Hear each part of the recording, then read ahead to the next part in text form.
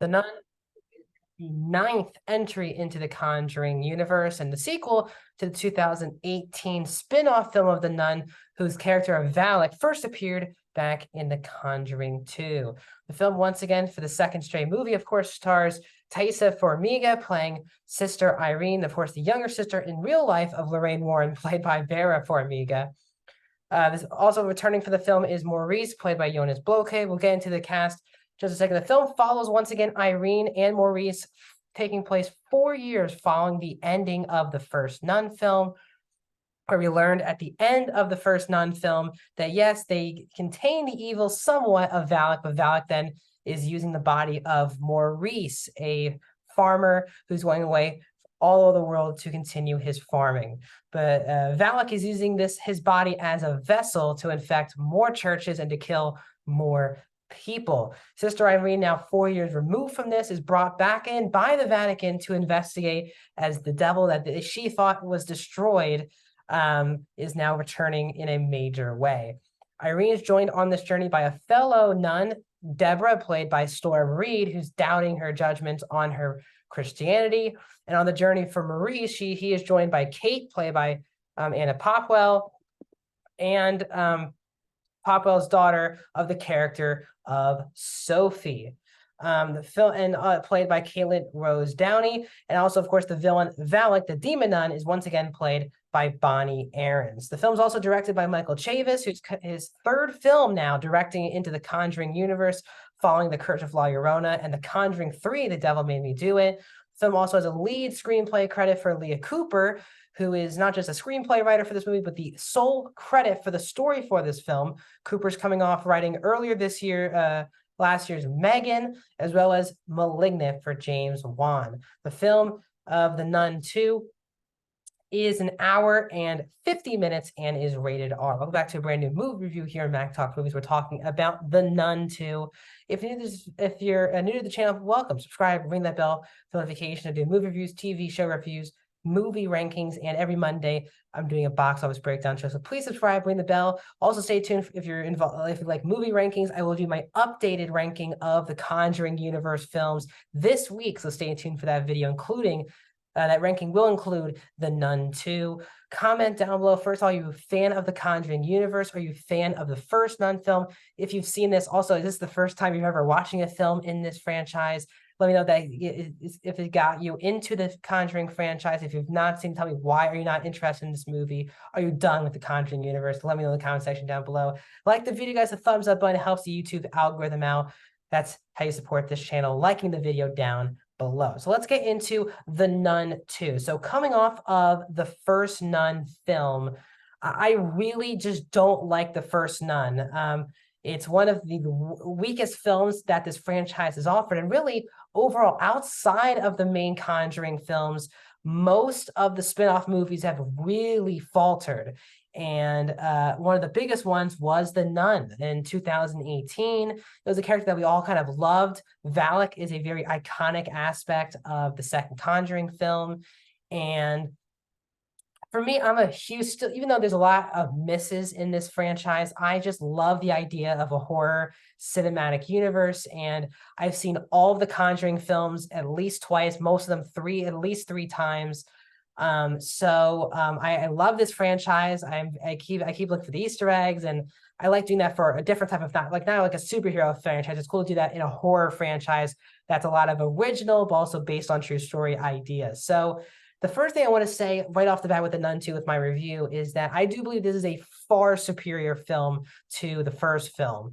That comes with the filmmaking involved, with Michael Chavis directing it. I think the biggest comparison, I think, that will make this a much better film, I think, than the first film is that at least they're trying and have somewhat, for the most part, an executed story that you feel the stakes of the movie.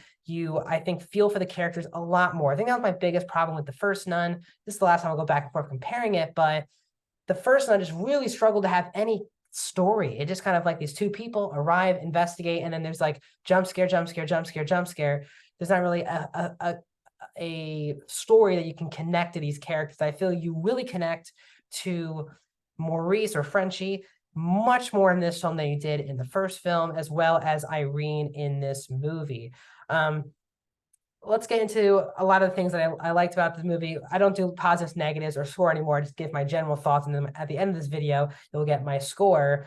I also think the performances are really strong in this movie. I think Taissa Farmiga is very good in this movie. I think Jonas Bloquet as Maurice is really the best part of the movie for me as a part of a performance perspective. He has a tough challenge as, at the end of the first Nun, he kind of gets not bitten, but the nun kind of helps possess him, at least uses his body as a vessel for this movie. And I think Bouquet does a really good job of both selling the villain that's truly inside of him, but also he's also the Maurice character, doesn't know what's going on to him. And he's a really good person who has this really cute relationship with Sophie, the character of Sophie in this movie, as well as a kind of romantic thing with Kate. And I do find Maurice to be very likable, which makes it even more heartbreaking towards the third act of the movie, where sometimes Maurice will have to go a bit bad towards the third act of the movie. I really like the addition of having Storm Reid in this movie. She's probably the least interesting, maybe, of like the new main characters from just an action scene perspective, a horror scene perspective, but she brings up one of the more great things about the story itself, which is that a lot of the characters in the movie, especially Deborah, played by Storm Reid, is that she's questioning her religion, and this is her chance to be proven what a miracle truly is. And I do like that's how Irene and Deborah kind of have that bond, is one person's really struggling to see a miracle, one person survived the miracle and just wants to move on in her life from that miracle. Let's go to the horror aspect of the movie. There is a inventive scene, let's say, involving magazines or newspaper, whatever you want to call it. It's one of the best horror, I think one of the scariest scenes in the entire franchise. I think it's probably one of the most creative scenes in the entire franchise. And when I mean franchise, I don't mean both Nun films, I mean the entire Conjuring universe. It was fascinating to watch. Filmmaking was on point for that scene, and it was terrifying the way they do this jump scare in this particular scene.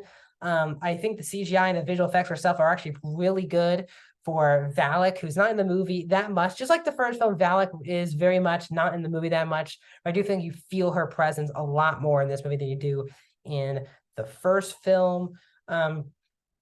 As I said, there was one or two jump scares that definitely got me. It's not a super scary movie, but I think the biggest difference, also a big positive for the movie, is there are a lot of stakes, because it's not just, I don't want to spoil this, but a lot more people, and I think people that you will be surprised with, either get injured or killed, and it kind of takes you back, oh wow, this movie really went for this choice. And I really respect that this movie definitely goes for it. It's easily one of the best. There's a couple really great kills in this movie that I think a lot of the Conjuring universe needs moving forward, these type of kills. But still, this is not a groundbreaking horror film. There are a lot of both stupid decisions that have to be made for the movie to progress, as well as huge logic leaps in the third act of the movie that I don't understand how this one character got all of these assumptions to make sure that this person is related to this person, or this person is involved in this story. There was a couple logic leaps that I just wasn't a big fan of in the final act of the movie with one of the characters. And it didn't pull me out of the movie, but it just didn't make a lot of sense. And in this crazy of a moment that the realization of all these different storylines makes sense, I wasn't the biggest fan of that. The second act has really good horror and jump scares in it, but the first couple jump scares following the opening scene is kind of the rinse and repeat of the same type of jump scare, which is characters hears noises, goes to a door, hears someone that they might be familiar with, walks in, sees it's not the person, and gets killed. It's kind of, they do the same type of kill 2 or 3 times in a row. I wouldn't mind if it was separate throughout the movie, but it's like in a row, the same type of kill scene happens. And I wasn't a big fan of that. There's also a couple just not great lines that felt way too cheesy for this movie, like a go to hell, or it's the devil, like the same stuff you see in cheesy horror films. I don't think it fit the tone of this movie whatsoever, which is pretty dead serious throughout the entire film. And while I like the idea that they included a character like Deborah who is doubting her religion, that kind of subplot gets dropped once she begins on this road with Irene. I think that storyline needed to have a lot more growth to it. And it would have been perfect to do in a nun movie about someone who's doubting her religion. But I think they touched on it, but didn't really go really deep on that character. And she didn't really feel like important towards the back half, the second half of the movie. So overall, this is not a groundbreaking film, but it's also a very watchable horror movie for me. There's some clever kills, really well done direction from Michael Chambers. I think his direction has improved from Llorona, even to Conjuring 3 to this movie. A lot more confident. You can tell they shot on locations for all this movie. Some good kills. The story for me is a vast improvement over the first one, but still, it's not groundbreaking. You don't really get too much emotionally invested because of just huge logic leaps that don't really make a lot of sense. People, of course, have to make stupid decisions. But overall, the Nun 2 for me, I'm going to give it a 3 out of 5 stars. And I'm going to go 60% for the Nun 2. It's a very watchable film. I liked it a lot more than I thought. And again, this film, I actually can't wait to rewatch to see the hidden details that I've maybe missed in the movie theater. So stay tuned. Also, if you're going to see this in the movie theater, there is a mid-credit scene. And also, if you just want it for fun, great credits that lead into the mid-credit scene. So there's a kind of like a 30-second mid-credit scene that I would definitely stay in for if you're a big fan of the Conjuring universe. And this upcoming, hopefully I get this video out by Thursday. This upcoming Thursday, I will have my Conjuring Universe film ranking, including the Nun 2. So stay tuned for that video. I'll see you guys soon.